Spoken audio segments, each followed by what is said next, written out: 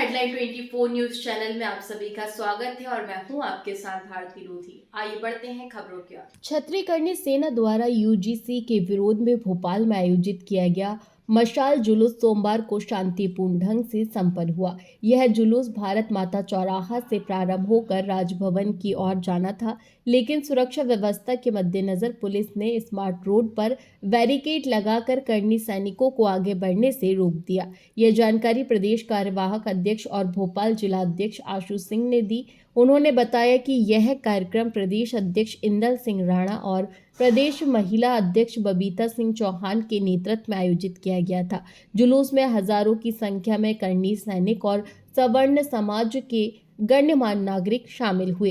Police ने पंच प्रतिनिधियों को भेजा राजभवन। सुरक्षा कारणों से पुलिस प्रशासन द्वारा जुलूस को राजभवन तक जाने की अनुमति नहीं दी गई। इसके बाद पुलिस वाहन के माध्यम से संगठन के 5 प्रतिनिधियों को राजभवन भेजा गया, जहां उन्होंने राज्यपाल को यूजीसी के विरोध में ज्ञापन सौंपा।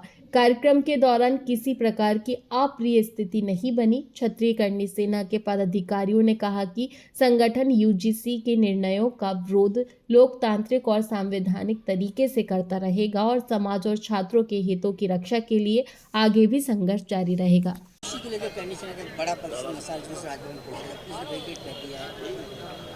बैरिकेड्स किया है। पहले तो हमें कुछ कम लोगों को लाने की परमिशन दी गई थी, बोला गया था कम लोग लेके आए।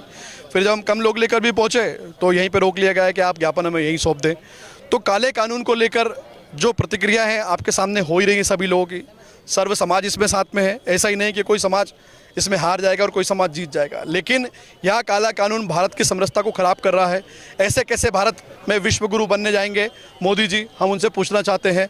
और माननीय मोदी जी अगर दलितों के इतने हितैषी हैं तो अपना प्रधानमंत्री पद किसी दलित नेता के हाथ में सौंप दें, देश की बागडोर किसी दलित के हाथ में सौंप दें। तब हम चाहेंगे कि यूजीसी कानून जैसी व्यवस्था जो है आप लाना चाहते हैं तो हम सोचते हैं कि आप दिल से सोच रहे हैं। यूजीसी काले कानून की जरूरत मेरे ख्याल से तो आज तो नहीं है।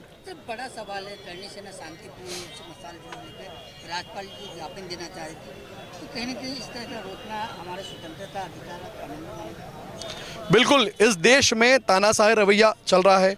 अंग्रेजों की हुकूमत का एहसास दिलाया जा रहा है। एक समाज को एक जो समान तबका है उसको टारगेट किया जा रहा है। तो यह टारगेट जो हमें दिलाता है कि अंग्रेज शासन भी ऐसे ही रहा होगा।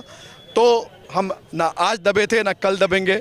कभी भी अगर दबाने की कोशिश प्रशासन करेगा या शासन करेगा तो हम दबने वाले नहीं हैं। लेकिन यूजीसी रोल बैक लेकर हम आगे तक जाएंगे और यूजीसी को काले कानून को वापस लेना ही पड़ेगा। सरकार करनी सेना सतत संगठन में लगातार जनता की आवाज़ के लिए संघर्ष करता है, लड़ता रहता है, म्यूनसिपालिटी समर्थन में, फिर इस तरह करनी सेना को रोकना कहाँ लग चीज मानते हैं? करनी सेना के लिए उनकी एक ओछी मानसिकता सरकार की है और उनकी मंशा दर्शाती है कि सरकार करनी सेना से कितना डरती है। डर तो है और भय के बिना प्रीत नहीं है। नहीं जाने दे रहे क्या? देखिए, सरकार सबसे पहले तो ये जनरलों के लिए सोच ही नहीं रही है कुछ, और इसी का नतीजा है कि आज हम लोग क्या है कि 10 लोगों के बीच में अपन आ करके आज के आंदोलन किए हैं।